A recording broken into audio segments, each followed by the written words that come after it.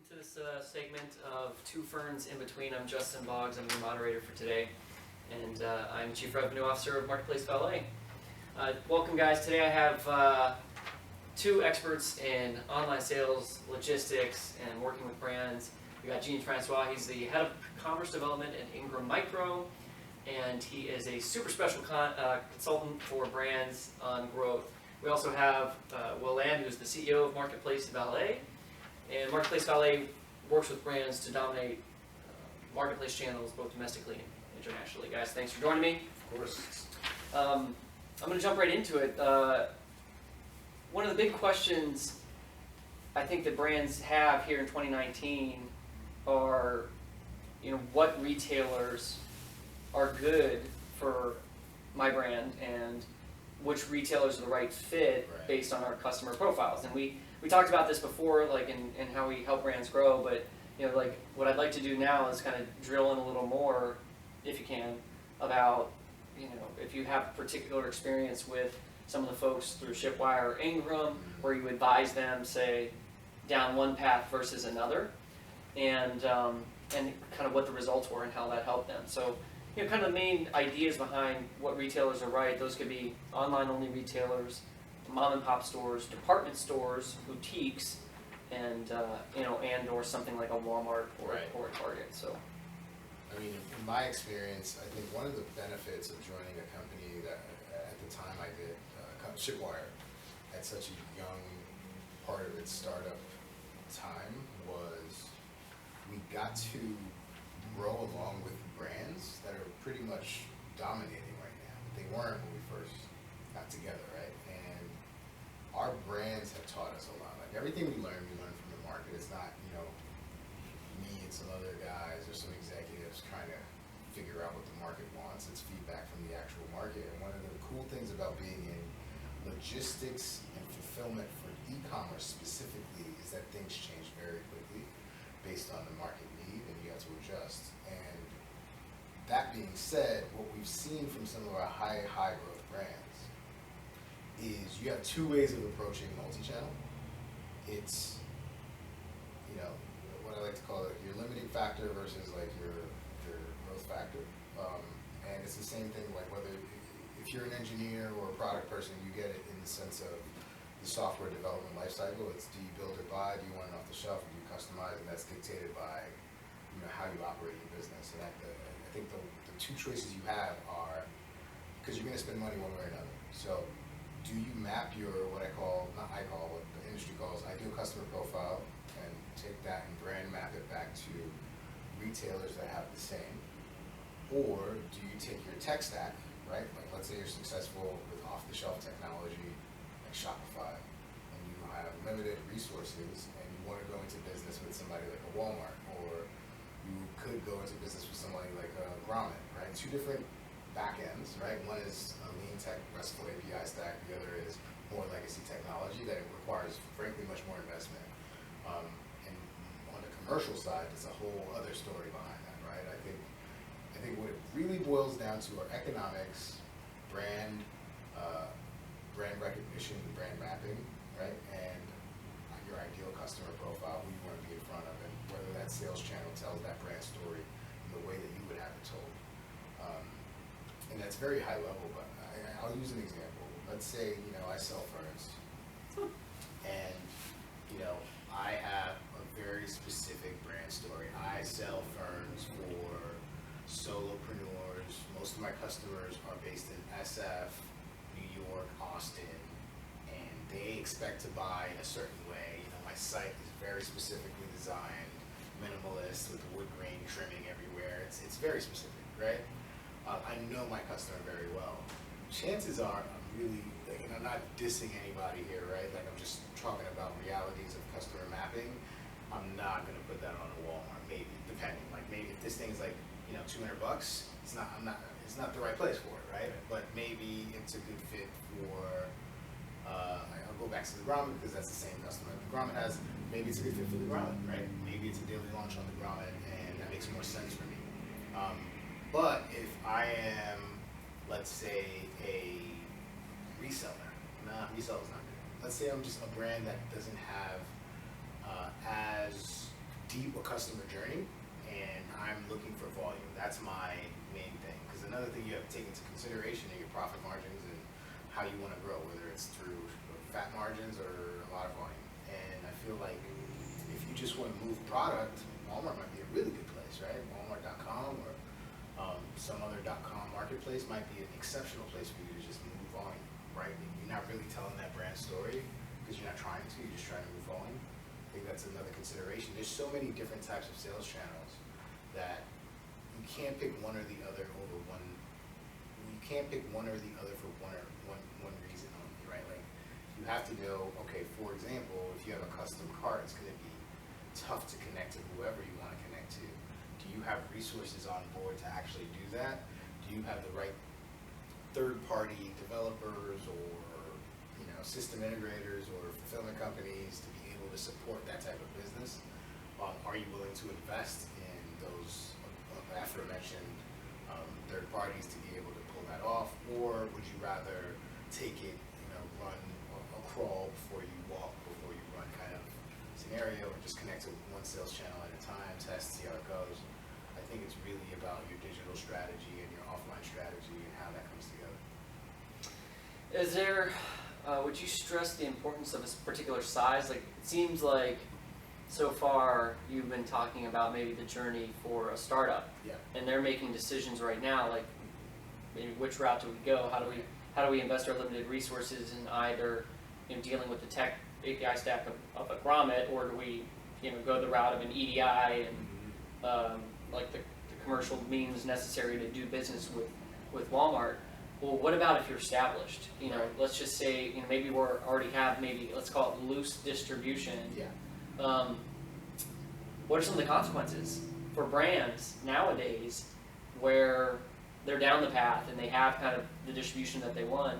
Does that create problems for brands? Are you hearing that if they want to change directions and now they have these sales guys that are used to meeting their minimums, how do you do you take it away from them, or what's kind of the consequence of having, let's say, just loose distribution? That's an evil one. Yeah. Loose distribution is super evil. Yeah. But it's also sometimes a necessary evil. Kind of what Jean was saying earlier, is depends on your strategy. Are you going, high volume, low margin? You're going to have loose distribution. If you're building, a sensitive brand and you've got margin, I think the ultimate, you're going to want to control. But diversion, it's a huge issue. When you have loose brand diversion, which can even lead to counterfeiting. Right. We see that all the time. And with Amazon, you're going to get a lot of retail arbitrage guys in there they don't care about the brand. They care about making the dollar. And they'll exploit it. They'll do whatever they need to make that dollar. And yeah, that's a real thing that happens with loose distribution. One thing that we always almost insist upon when we work with brands is you can have loose distribution, but at least know where your products are ending up, and have agreements in place that that can benefit you as far as protecting your brand. Is like saying, you can do this, you can't do this, here's your map requirements, you have to follow it or else. I think where it gets really scary is when you have distribution that has distribution that has distribution, and it's like, who has the control here? And I'm hoping that in that case, you're looking for a volume push. That's your, that's what's making you money, is the volume. Is at the end of the day, you're gonna lose the brand, that you're just gonna be a commodity. Yeah, that's a You're taking me down kind of two paths, and I'm going to stage this because I think you guys will have some interesting responses. Like, it is, in your experience then, with say some of these big retailers, because obviously Ingram Micro, kings of distribution, are there certain means of distribution which which are like great to have, but that say don't want you to be sharing distribution? So like basically you graduate from mom and pop to department store, for instance, or to Walmart or Target. Are they critical of say the smaller deals, do they care? You know, do any of them want exclusivity? So if you say yes to them, you're saying no to somewhere else? You know, it depends. I think things are evolving a lot, where exclusivity starts to go away, and it starts to. And you don't quote me on this, right? Because technically I work for a distributor, right? But I think that the perfect example is like Dollar Shave Club, right? Or Dollar Shave Club. Dollar Shave. Dollar Shave Club has a distribution agreement with what, Walmart, I think. Target, for sure. Target, yes, Target. I think that's a ton of value, right? Because that is a category Target is very strong in, and it's a great brand win for Dollar Shave Club. But if it was another brand without such strong brand awareness, I don't know that would be a great fit, right? Because when you think about middlemen like distributors have had for generations, I think, a certain way of operating, right? They have, their job is to build out a well-oiled machine of sales channels in kind of a plug-and-play way for brands, right? Where brands don't even think about who they're selling to, I mean, essentially. But I think things are so much in flux now that if you're not in this like e-procurement space and you're strictly talking about consumable goods and, you know, goods that households buy, you're gonna find it tough to do two things. I think if you're a digitally native brand, and I think we're seeing that with the consolidation of some of these brands, like bigger brands are buying some of these smaller digitally native brands. I think that's where they end up playing in distribution, because there's no way these small brands can support distribution.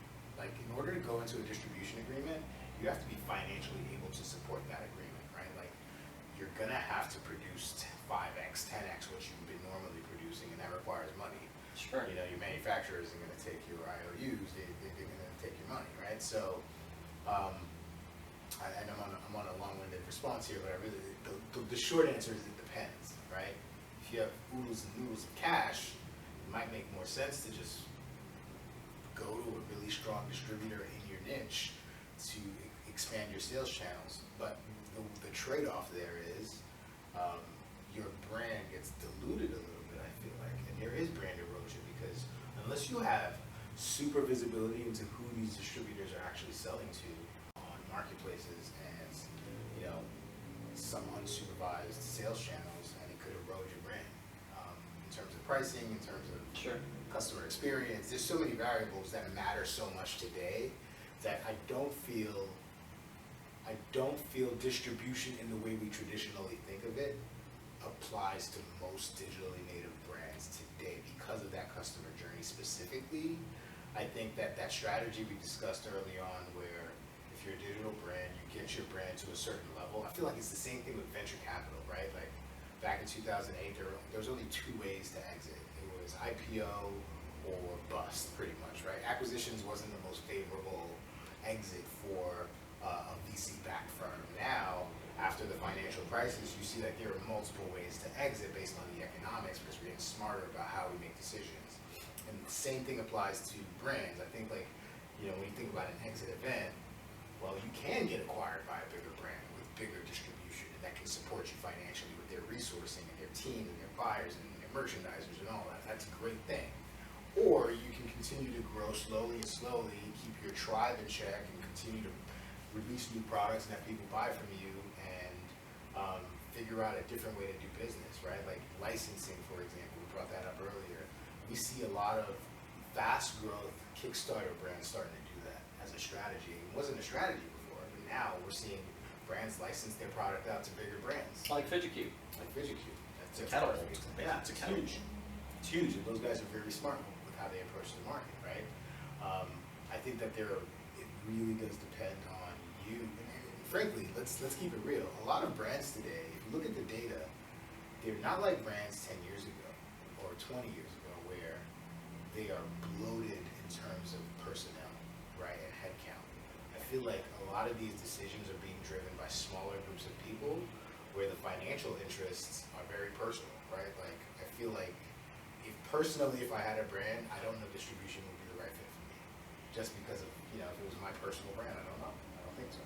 I might be off base because I'm not the rest of the market, but that's my personal decision. And I feel like those types of decisions weren't the decisions being made 20, 30 years ago. I agree. Yeah, I agree. And you're seeing today like the WalMarts of the world buying up Bonobos and Yeah. Shaw and some of these frankly kind of small micro brands because they speak to a particular audience, Right. and like that's for the folks that have the distribution and the means to help grow something. Like boom, here's an audience, and we can like own that entire audience. And here's our leg in without us trying to. Right. Porter's five forces, right? Like it's e-com, but it still follows basic, business principles, right? There's always going to be consolidation at a certain point. Bigger brands are always going to try to stay alive by buying smaller brands. Like it's the same thing, right? And actually, it's a really good thing because what we saw was, I think in 2015, you saw a bunch of really unicorn type e-commerce brands fold because the economics weren't working out long term, and now you're seeing big retailers fold because the economics aren't working out both on long term, and now it's a convergence of the two, where there's consolidation and there's more partnership agreements and sales agreements in place to kind of float the market altogether. I think it's normalizing to a place where the real growth is still ahead.